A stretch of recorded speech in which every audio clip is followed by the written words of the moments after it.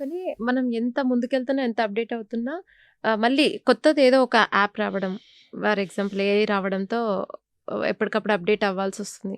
So, ఇలా next నుంచి future generation అంతా కూడా అప్‌డేటెడ్ వెర్షన్స్ వస్తూనే ఉంటాయి. యెస్. అప్‌డేట్ అవుతూనే ఉండాలి. అందుకే.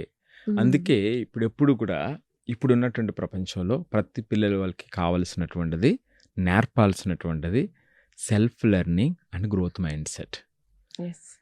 సో, ఇప్పుడు మీరన్నారు కదా! మారిపోతూ ఉంది. ఇప్పుడు సీఎస్‌సి ఉంది. కోర్ ఇంజినీరింగ్ ఉంది. 10 సంవత్సరాల క్రితం సీఎస్‌సిలో టాప్‌గా ఉన్నటువంటి వాళ్ళు ఇప్పుడు నాకు ఓన్లీ సీఎస్‌సిలో అప్పుడు నేను టాప్ అంటే కుదరదు. ఇప్పుడున్నటువంటి టెక్నాలజీని వాళ్ళు అడాప్ట్ చేసుకోవాలి. 10 ఇయర్స్ తర్వాత, 15 ఇయర్స్ తర్వాత, 20 ఇయర్స్ తర్వాత అడాప్ట్ చేసుకుంటేనే వాళ్ళు నిలబడగలుగుతారు. ఇప్పుడు ఇక్కడేమి పెద్ద ఎమోషన్స్ ఏముండవండి ఇప్పుడు జాబ్ మార్కెట్‌లో.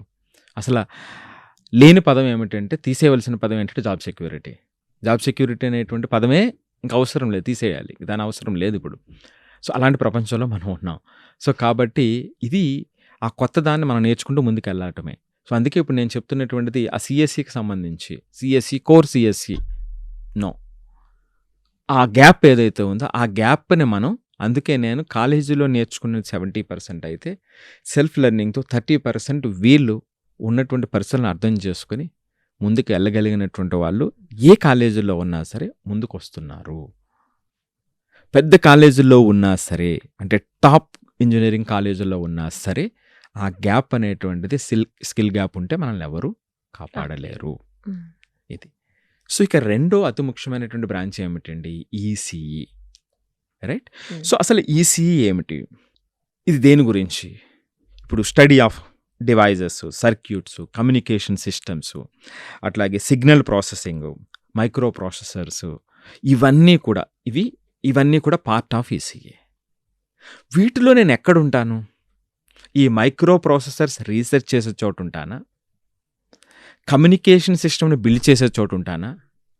డివైజెస్‌ని ఇన్నోవేట్ చేసేటువంటి చోటుంటానా? ఇది కదా మనం ఆ మైండ్‌ని రెడీ చేసి పంపాల్సినటువంటిది. ఈసీఈ చేసేస్తే నీకో డిగ్రీ వచ్చేస్తే నీకు జాబ్ వచ్చేస్తుంది. నీకు ఇన్ని లక్షలు సాలరీ వస్తుంది. హ్మ్.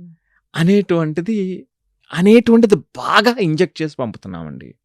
నేను అందుకే డిగ్రీ అయిన తర్వాత పిల్లల్ని చూస్తుంటే అంటే ఇంజినీరింగ్ అయిన తర్వాత పిల్లల్ని చూస్తుంటే చాలామంది ఆ లోతో ఉంటారు. వీళ్ళు చిన్నప్పటి నుంచి ఏమిటంటే నీకో 25,00,000 ప్యాకేజ్ వస్తే, 30,00,000 ప్యాకేజ్ వస్తే, 50,00,000 ప్యాకేజ్ వస్తే నువ్వు బెస్ట్. యెస్ వస్తున్నాయి. 22 సంవత్సరాల వయసులోనే వస్తున్నటువంటి పిల్లలున్నారు. రూ. 1,00,00,000 ప్యాకేజ్ వచ్చేటువంటి పిల్లలున్నారు. అండ్ యావరేజ్ 30, 40 లక్షలు వచ్చేటువంటి వాళ్ళు కూడా ఉన్నారు.